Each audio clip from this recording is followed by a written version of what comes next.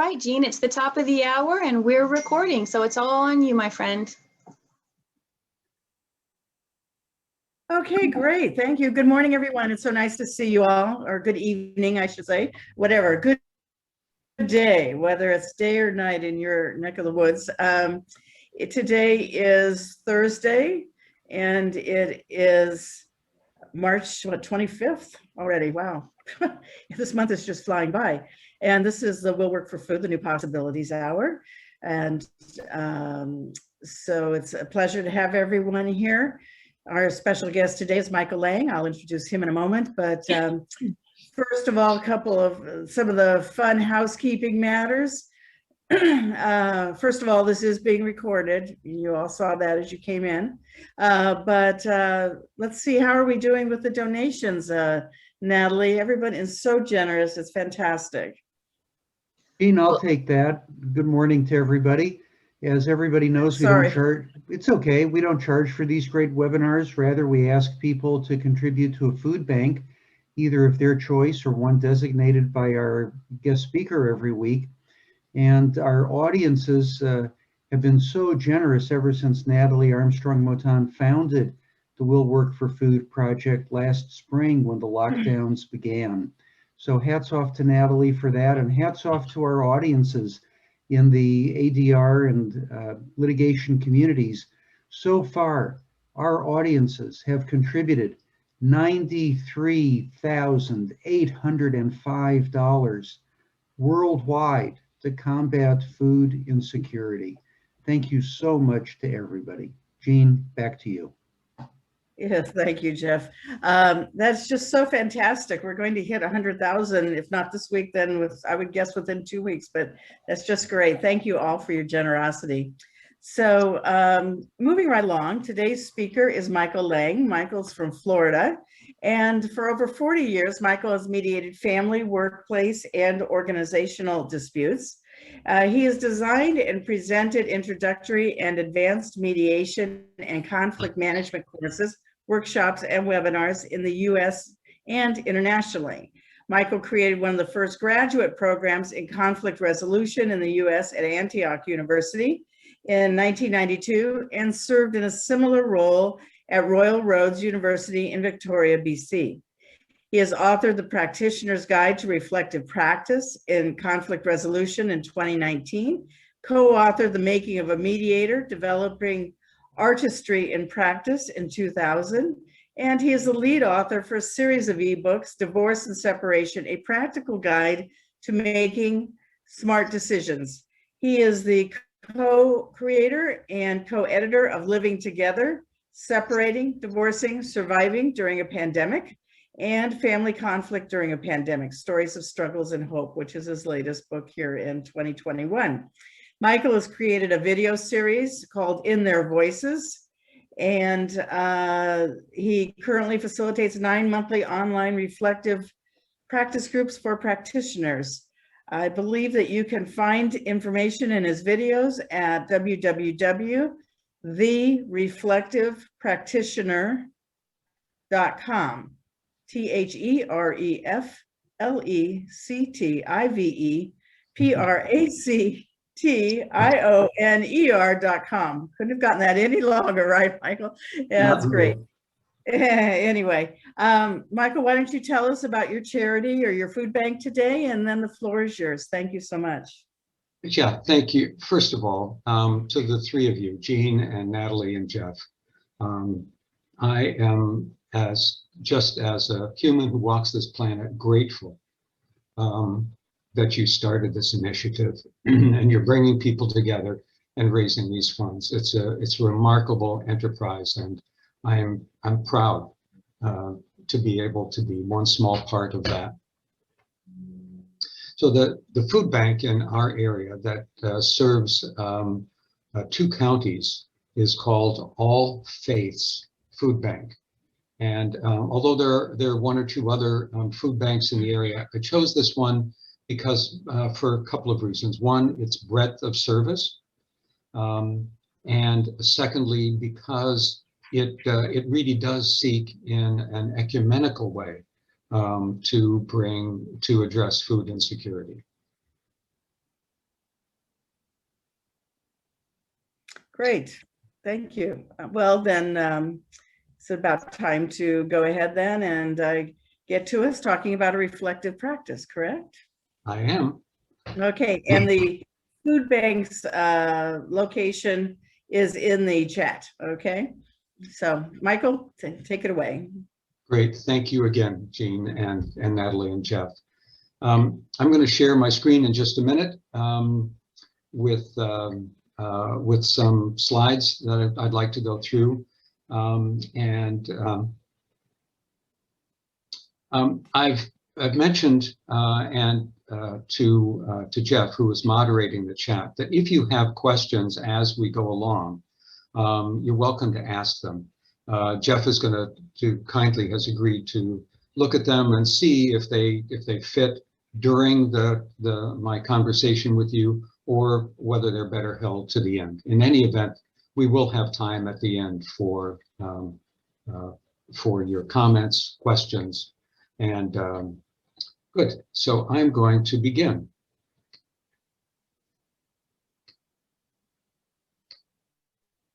Now let me just get it to the right mode.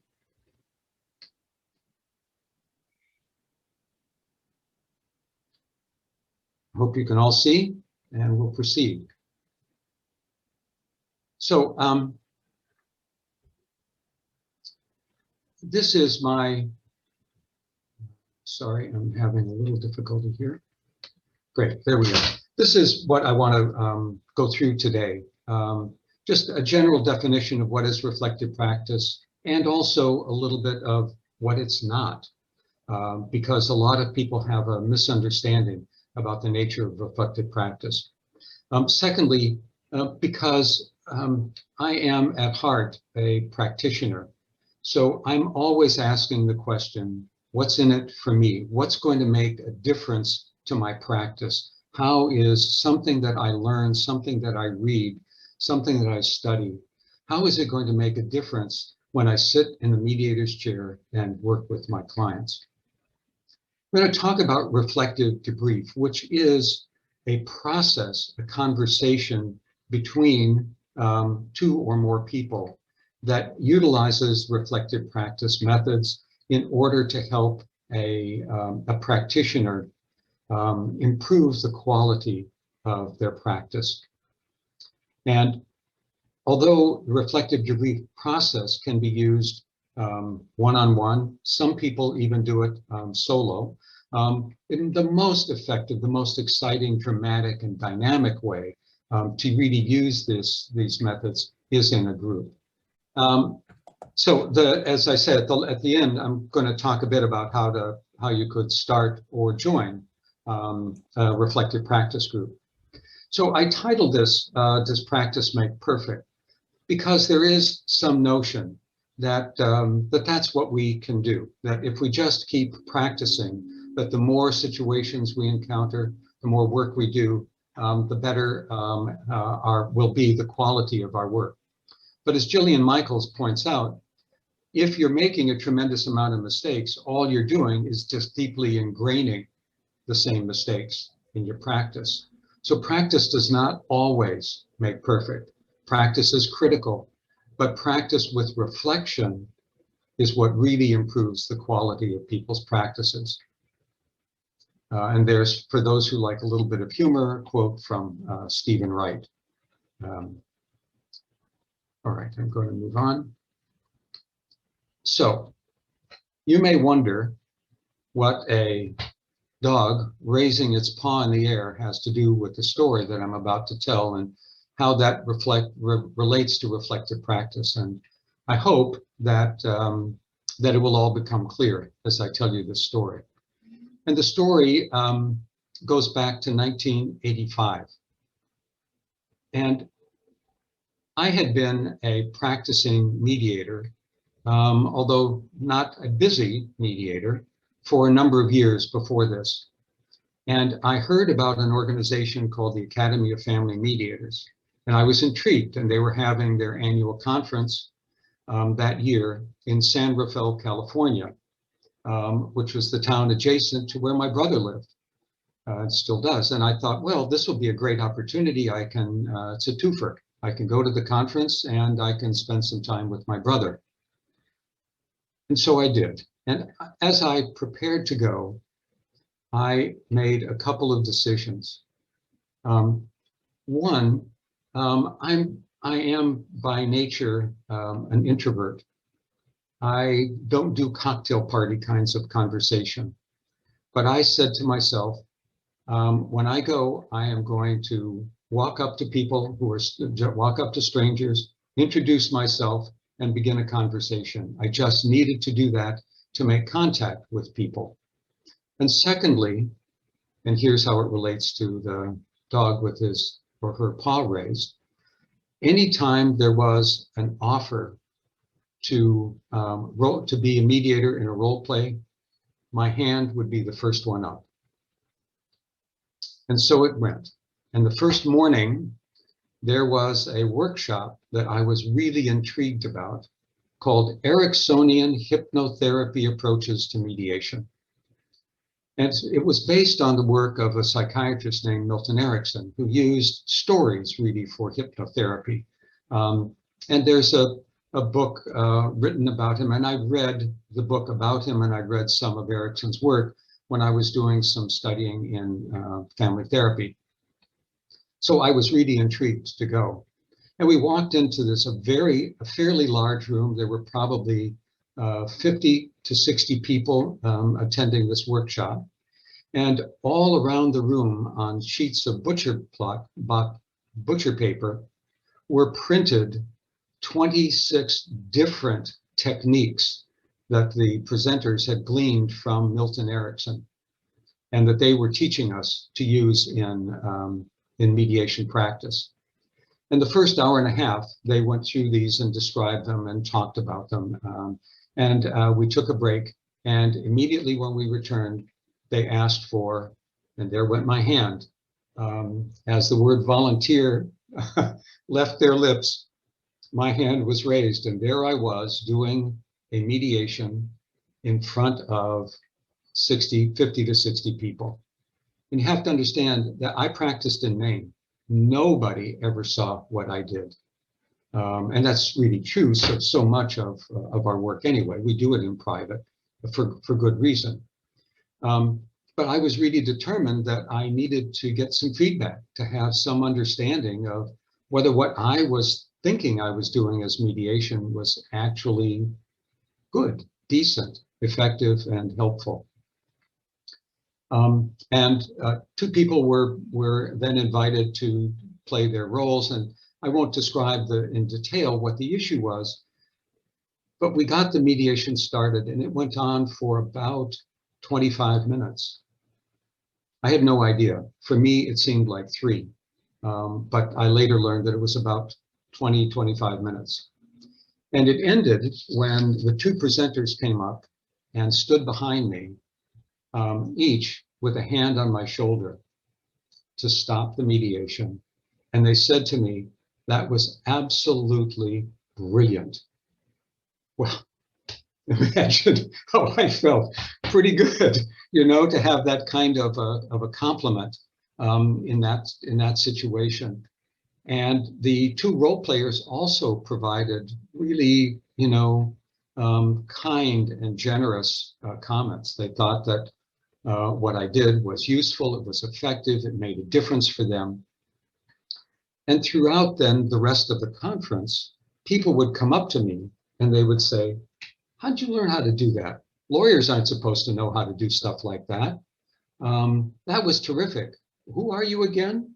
And it was magnificent because I was getting some feedback, and I was getting to meet people, both of 2 of my goals.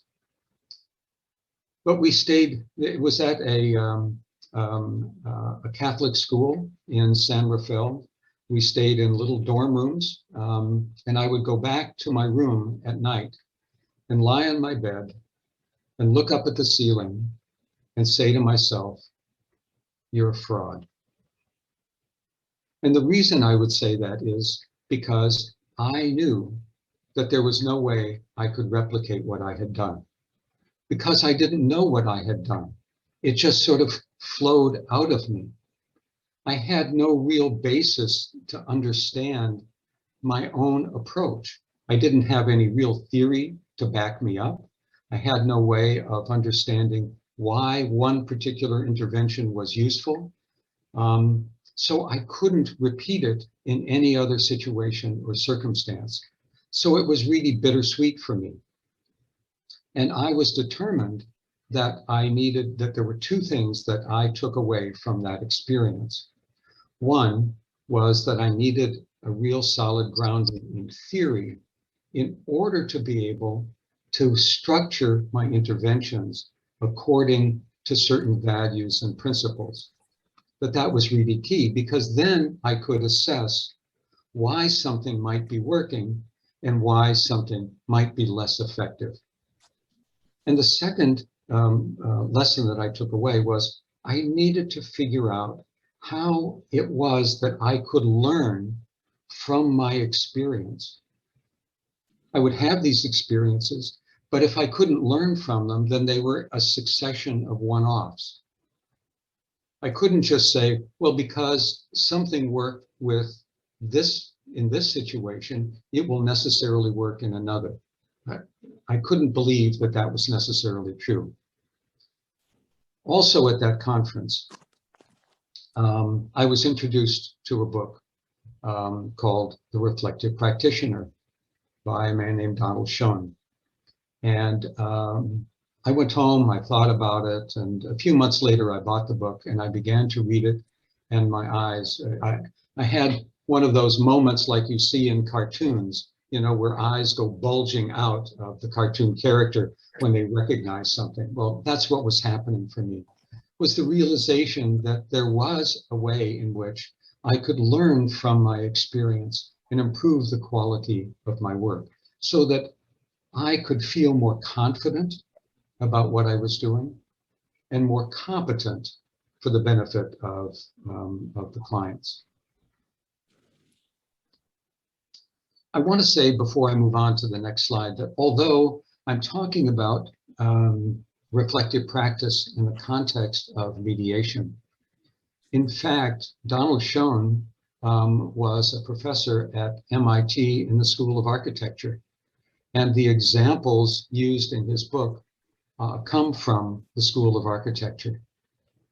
It's also true, and I have used reflective practice with attorneys and with people who practice conflict coaching.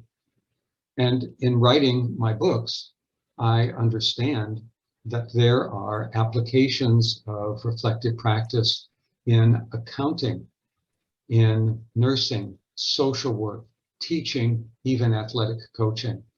So what I want to say is this isn't a method that's designed to alter your practice. It doesn't require that you learn a bunch of new strategies and techniques. It doesn't mean that your style of practice is altered as a result. What happens is that through the process of reflective practice, you learn how to enhance the application of the skills. You learn how to bring to bear the knowledge you already have in a way that allows you to be increasingly effective and responsive to the parties.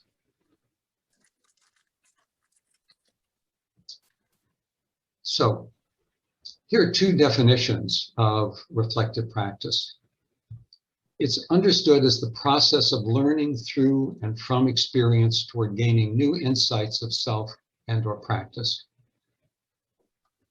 And here's from Schoen.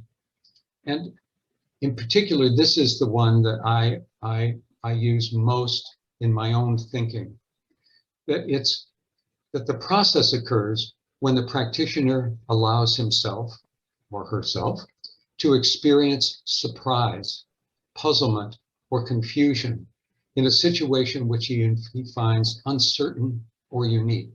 Because what I'm really interested in helping people is with those surprising moments, where there's an awkwardness or there's a puzzlement on the part of the mediator.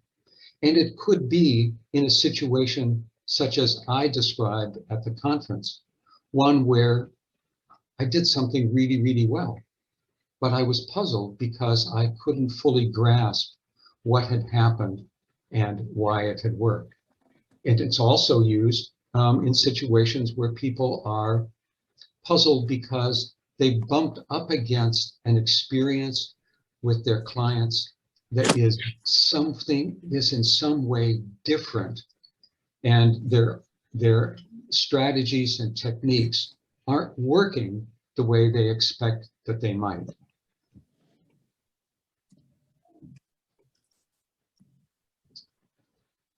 So I want to distinguish reflective practice from processes that are helpful, but that really are not reflective practice. And I'll explain a little bit more. So here are four. A lot of us do this, especially those of us who tend to be more introverted, like me. We review the situation, we mentally retell the events. We go over them and over them and over them, sort of the way you might watch, reread a book or watch a film again and again, because there's something that's interesting and intriguing. But the problem is that you don't always use it as an opportunity to learn. You may retell it in a way of saying, wow, that went really, really well. Or, gee, that didn't go as I expected it to.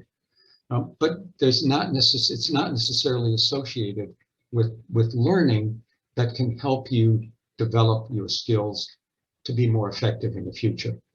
Secondly, making case notes. A great thing to do. Lots of people like to make case notes. They do it partly because they need to keep track of what's happening, but also people make case notes because it's a way of writing down.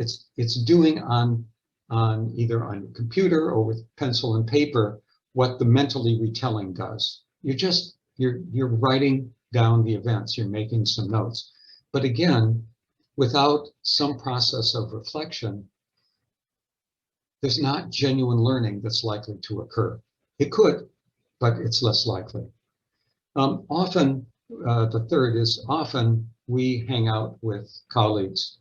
We used to be able to do it at conferences where you'd, in between sessions, you'd have a cup of coffee or you'd have lunch with somebody or dinner, and you talk about your work and you discuss, situations and, this happened and but again, it's the value of those conversations is often in building the human building the human connection. You're building relationships with colleagues. And secondly, if you talk about a situation and a colleague says, boy, oh boy, I have had those, I can't tell you how many times, it kind of normalizes things for you. You don't feel quite so isolated. And that's a real advantage to it. Again, is it learning? Not necessarily. And the last is asking colleagues for advice, opinions, or recommendations. We do this frequently. And here's the problem with that. The obvious one is they weren't there. They didn't sit in the chair that you were sitting in. They didn't see the people you were working with. They didn't hear the tone of voice. They're getting a snapshot of, you may talk about something that occurred over a period of 5 or 10 minutes in a 3-hour session. There's so many limitations. The other limitation that's really important is that they're not you. They don't think the way you do. And I'll tell you how I mean this. When I teach about the importance of theory shaping practice, one of the exercises I do is I give everyone in the group a simple scenario, and I ask them the basic question, what's going on here? What meaning do you give to the situation? And if there are 20 people in the group, there are 12 different answers. And the reason is because they think differently, and their answers are all valid, they're all useful. It's not that there's only one correct answer. So because I think differently, I'm looking across the screen, I think differently from Jean and Natalie and Maria and Jeff and Brian. And so each of us, faced with exactly the same situation, will have a different interpretation of what's taking place, and therefore our interventions are going to look quite different, even though we all might be wonderfully effective in doing what we do. So, for example, here's what can happen with feedback from colleagues. You often get this, well, here's what you should have done. Well, really? Why? You know, I don't have any basis for knowing why the person is offering that. So it has limited usefulness to me. Did you consider suggesting he should have an attorney? Why, again, would I do that? You know, without understanding the other person's thinking, the advice, well-intentioned, kind-hearted, thoughtful, and possibly very effective, is probably not going to fit what I need because they aren't me.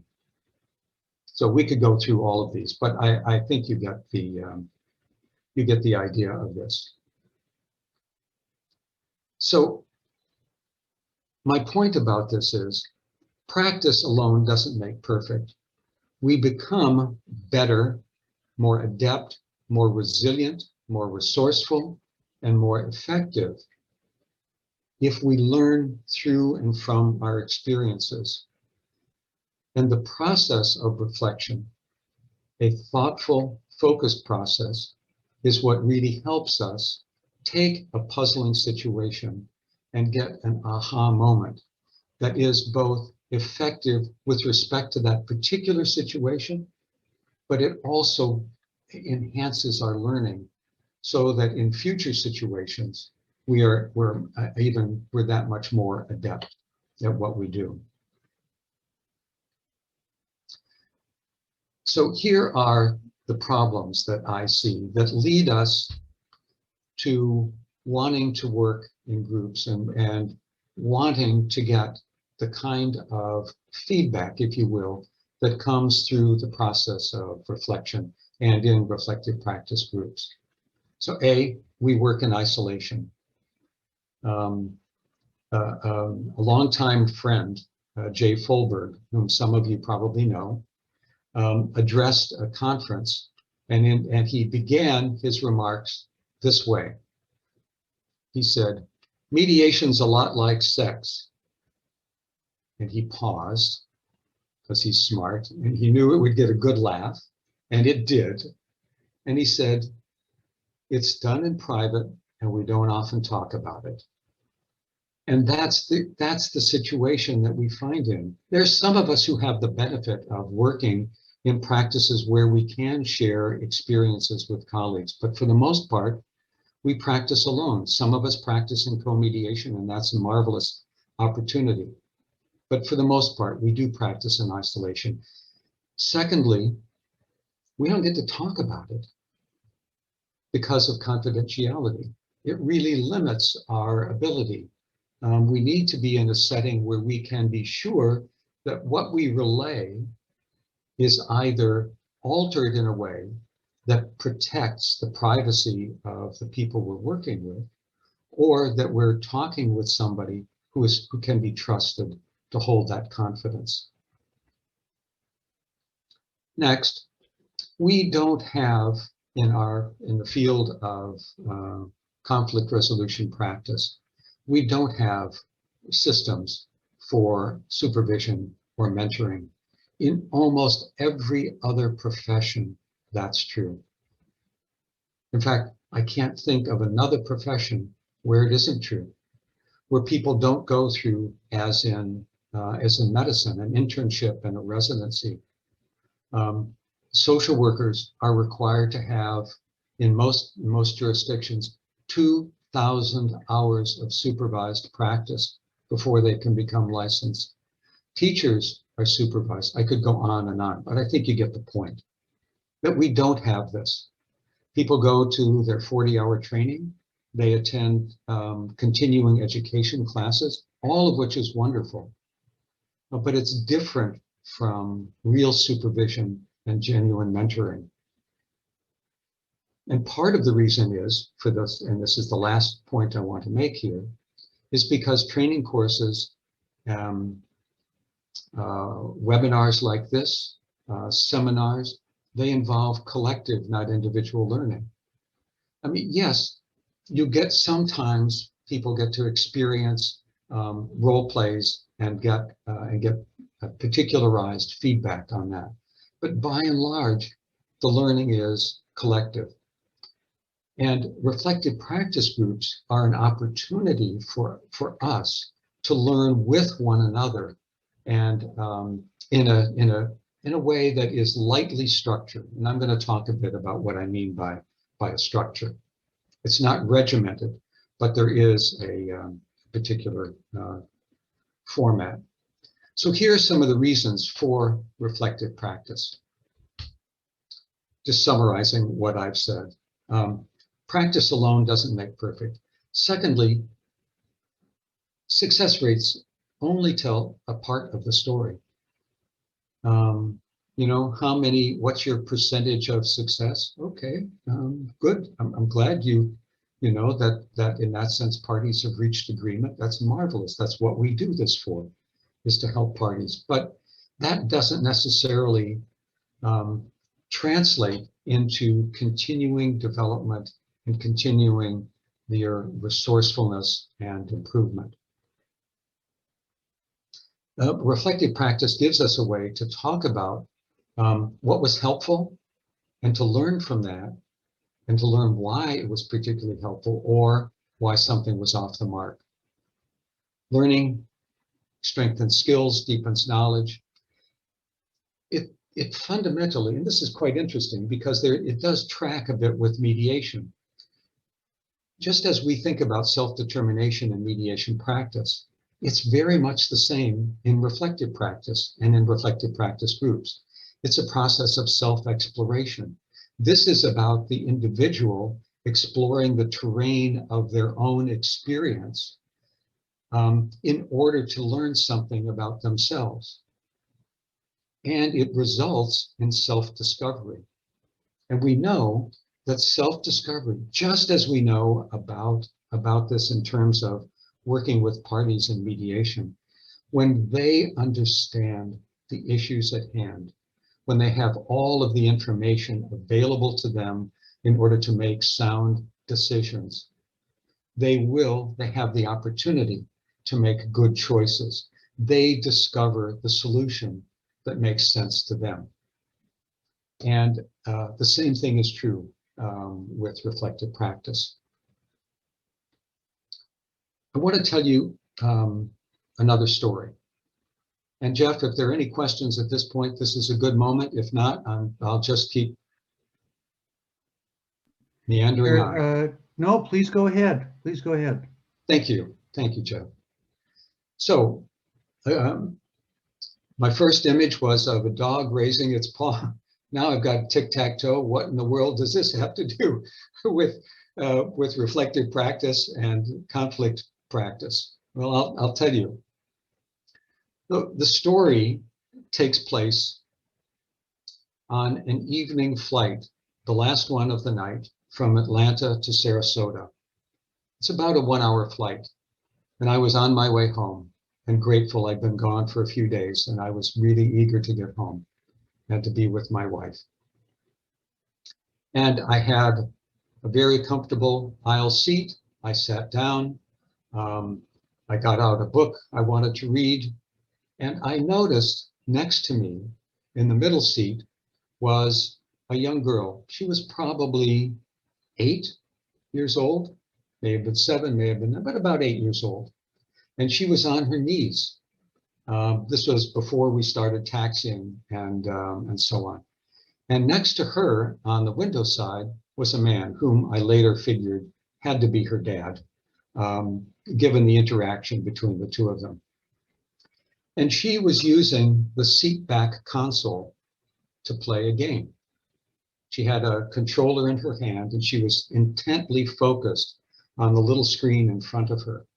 Just the way that only children can have this fixation, this blocking everything else out.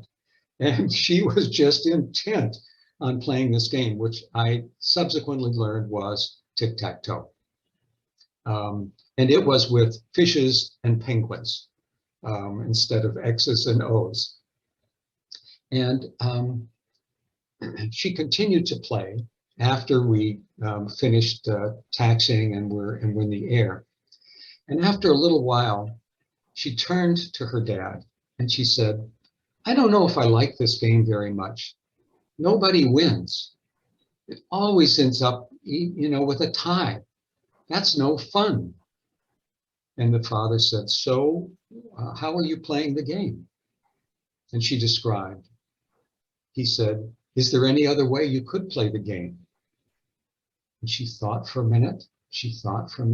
Because what she had described is that she started with her, and she was the fish, and the computer was the penguin.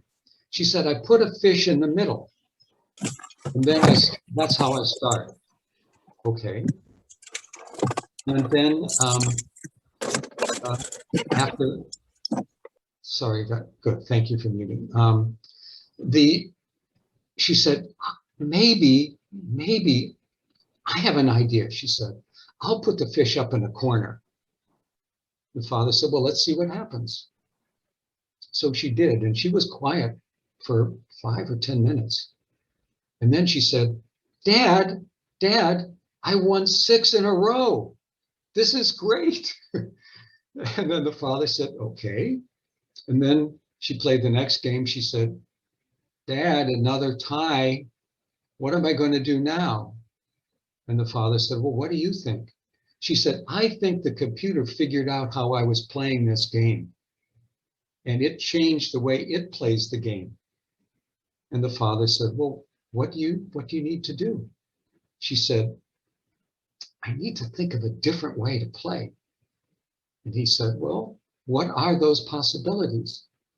And she thought of a different one. I don't remember now what it was. And she played that, and she won a couple more games, and she was bouncing on her knees on the seat. Well, and eventually, after all of this, we landed, and I wanted to turn to the father and just say, I wish that I could be a father like that. That was just, it was marvelous the way the two of them interacted. But what I also took away from it is that was a perfect example of what we try to do in our reflective practice groups, which is not, the father had probably played tic-tac-toe from the time he was a child. He'd done it multiple times. He knew how to play the game. He knew there were different strategies and different ways to try to win. And he also knew that more often than not, you don't win. But he didn't say that to his daughter. He let her struggle with her frustration. He supported her, encouraged her, and she came up with the solutions. He didn't give her any of the solutions. She figured those out for herself. But he was there supporting, encouraging, and most of all, asking questions. And that's what the process of reflective debrief looks like when someone in our group presents a puzzling situation that they want to go over. So let me define a little bit. Let me just tell you a couple of examples of this. We in a recent group, the problem that was presented by a mediator was she wasn't sure how best to deal with. It was a commercial mediation situation. The parties were there unrepresented, and they couldn't seem to stop arguing with one another long enough to talk about anything substantive. And it wasn't that this was an experienced mediator who had lots of skills and techniques and strategies. And she was just flummoxed by this. She had tried this intervention and that intervention and that intervention. And she said, I'm ready to throw up my hands and just say, get out of here, go see a judge, go to an arbitrator. You can't do it. That was the situation that she wanted to talk through. Another was a mediator who presented, and this was a family dispute in which the parties agreed to come to mediation, but then one of the parties could never sort of find the time in the schedule to fit something. Oh, yeah, that date looks good, but then no, it doesn't, and it wouldn't. And the mediator wanted to talk through what would be some good strategies for her to use in dealing with situations like that. So I could go on, but these are some of the types of situations that, that people bring to the reflective practice group. So let me define reflective practice for you, excuse me. So it's a conversation in which the mentor helps the practitioner discover insights into or solutions for puzzling practice situations. It's really important to understand this as a conversation because it's not an interrogation. It isn't that the debriefer, if you will, the mentor, doesn't go endlessly into lots and lots of details. Usually when the case is presented, the situation is presented, the mediator will describe in 5 or 6 minutes the situation. And sometimes there's a need to ask for clarification on some additional pieces of context. But by and large, that's it. And then the mediator say, this is the problem. This is my question that I want to address. There are 2 fundamental principles that guide our work. One, the belief that practitioners can make sense of and find their own answers. Very much tracks the notion of self-determination. We believe that it is that while we could answer, those of us in the group could say, oh yeah, you could try this, you could try this, you could try this, you could try this. That by and large, it's better for the person to struggle with the problem themselves and to, with our help, think through what's likely to be the best result. And the other part of it is because of our belief that self-discovery results in learning that's practical, meaning that it addresses the specific problem the mediator has presented. And it allows the mediator to learn something that they can carry with them in future situations. So those are really important. So the other reason that we, and I'm going to come to this again, the other reason that we don't offer advice is because it tends to limit the person's thinking. As soon as you offer advice, they're then thinking about what you have said instead of thinking about their own experience. So, and we want the person to think about her or his own experience. So in our reflective practice groups, a non-judgmental discussion of practice questions. We never second guess, we never judge somebody. It shuts them down, causes people to be defensive, and it causes them to focus on us rather than on themselves. We rely on the participant's own knowledge and experience.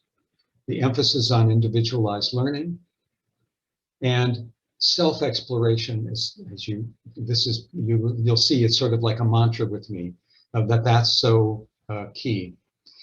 What's also really happens is, and this occurred yesterday in one of the reflective practice groups, one person presented a problem, and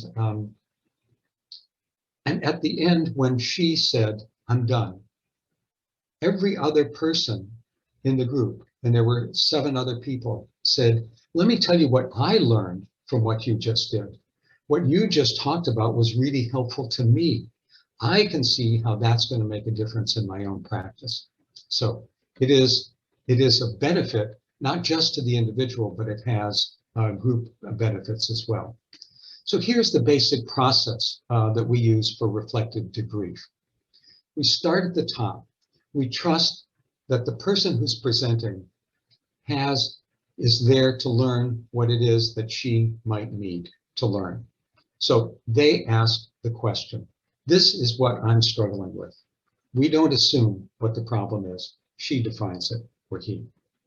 Second, The mediator limits the scope of the debrief in two respects. One, they choose the issues they want to talk about. And also, I have a rule that says when the mediator says, I'm done, then he's done. When they're finished with the conversation, doesn't matter whether I think that there might be much more to explore. I trust that the person, if they've reached a point where they're saturated with the experience, they get to say, stop. Next, I never use a statement when a question will do. We use lots and lots and lots of questions because we're trying to draw out from the mediator what's going on from them, what they're struggling with. Second, so we support the idea of self-exploration and self-discovery. Our job is not to get the mediator to understand anything. That's not our responsibility. So that's another reason why we don't offer advice. We don't want them to necessarily do something that we want. We need them to find the answer that's most suitable to their method of practice, to who they are as a practitioner. That's the goal, is to enhance the quality of their practice as they want to practice mediation. Quick story about no need for reassurance. I studied transactional analysis in the 1970s for 3 years. And in our group, we would practice on one another. Somebody would be the therapist and somebody would have a therapeutic problem. And in one of the situations I recall, one of my fellow trainees was very emotional, and the trainee therapist reached for a box of tissues. And our trainer put out his hand and stopped him. And when they finished, he said, the reason that I stopped you was this. The person who was crying, that's their experience. They saw the box of tissues there. If they wanted the box of tissues, they could either reach for it or they could ask for it. As soon as you reach for the box of tissues and offer it, then that shifts the focus to you and to what you've just done. Leave them be. Let them have the experience. It's being respectful, it's being dignified, but also it's for the therapeutic benefit of the individual. So we don't offer reassurance. We don't say, oh, wow, that was a really tough one. Oh, I wouldn't have wanted to be in your shoes. Oh, you really had a hard day, didn't you? We don't do that. Maybe at the end, when it's all said and done, we will offer that. And maybe at the end, if the person is still struggling and asks for some advice, and they're specific about what kind of advice they want, we will also offer advice. But we do it at their request and after we've explored the other possibilities. So the last piece I want to say is this. I encourage people to start reflective practice groups, and I am quite willing to be a resource in helping you do that and finding the experience. As Jean said in her introduction, I currently facilitate reflective practice groups for the ABA section of dispute resolution, for Academy of Professional Family Mediators, for the Nebraska Mediators Association, and for the Association for Conflict Resolution, along with 3 groups of mediators in Ireland. And I see how, and if you were to talk to the members of those groups, they would tell you how valuable the experience is of being in community and learning together. So here are some thoughts if you're thinking about starting a group. Decide whether you want a homogeneous or mixed group. Do you just want to focus on one sort of practice, commercial, construction, family, environmental? Do you want a facilitator? Somebody whose job is to manage the conversation in the group. That doesn't mean that others in the group don't participate. It's only that at least you have one sort of leader in the group. Or are you going to do self-managed? Third, we're not going to meet in person very much in the near future anyway. But in the future, the question is, do you meet in person or by video? All of the groups I have started meet by video and have done so before. And the reason is because of geography. You know, one of my groups, we have two of us from Florida, somebody from Massachusetts, people from California, people from Arizona, and someone from South Africa. Well, obviously we couldn't do any of that. No matter COVID notwithstanding, we couldn't do that in person. You do a drop-in or fixed membership. The ABA group, for example, is drop-in. You come any month. You can show up for 5 months and skip 3. It's entirely up to the individual. The other groups are all fixed membership, and the expectation and the hope is that people show up every single month. Then there are the obvious questions about logistics. And then what's really important also are just having the basic ground rules about confidentiality and about not offering opinions. So last, and then we'll turn to some questions, I'll leave you with this. This is the book I most recently wrote about reflective practice and conflict resolution. And there's a link. It's available on Amazon. But this is the link to my publisher, Roman and Littlefield. I'm also offering, and this is my email address, and I am offering any of you who are interested in starting a reflective practice group or joining one, if you have questions, if you'd like additional material that I couldn't go into in detail in this brief webinar, if you'd like to learn more about reflective practice generally and have additional resources, I have any number of articles and other things that are available on PDF, and I would be absolutely delighted to share it with you.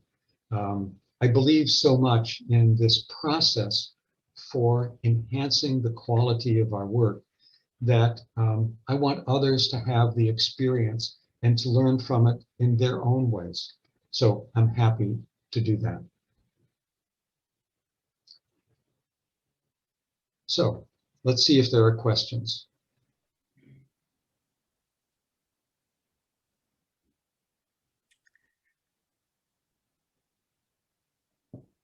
Thank you for that fascinating presentation, Michael. There is a question here. Can you clarify avoiding providing reassurance? Does that mean that we should avoid showing empathy, even when caucusing with someone? Oh, I'm just talking in the context of our reflective practice group. And the reason and this, I guess this really does apply in practice as well, but that expressions of empathy, compassion, support, and encouragement, if they are done strategically because they support the party, then that's fine. But we need to be mindful that our desire to be helpful, to be empathetic, shouldn't interfere with the client's experience. It should enhance it. So I am by nature, thanks to my mom, a very, very empathetic person. You know, like I am right now, I tear up at the least, you know, sort of situation that calls on one's empathy. So I think it's really important, but we need to be really mindful of using it very, very carefully and strategically, so that it doesn't distract the party from their need to do what they're doing. Okay. And a practical question, is there an optimal size for a reflective practice group? I think, you know, 10 is a good size, dozen probably. Our ABA group, we can have as many as, some months we have 8 and some months we have 22. And we managed to make it work. Most of the groups I work with, though, are 8 to 12 people. It's a good number, I think. You can make it work well with fewer. I see my good friend Ava there, and she's been in a reflective practice group for donkey's years, right? And I think there may be 6 people in her group. We have 6 people. We've been together, I think, 8 years. Yeah. I also want to say one thing I wanted to mention, because reflective practice process is also really, really useful in trainings. If I can do this without choking up too much, I see old colleague, friend, Barbara Wilson, who has developed a process called MELI that she uses in her trainings that mirrors, it's different, and yet it mirrors the principles that I've been talking about in terms of reflective practice. And it's an extraordinary experience for the people in the training program to go through that. Okay, top of the hour. Jean, you want to wrap it up?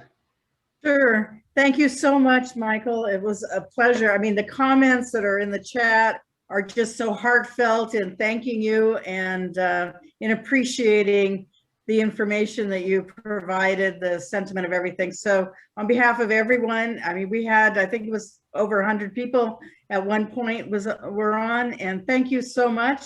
And I'm sure people will be in touch with you. And thank you everyone for your generosity, and we'll look forward to seeing you same time, well, this time next week, next Thursday. Take care. Bye.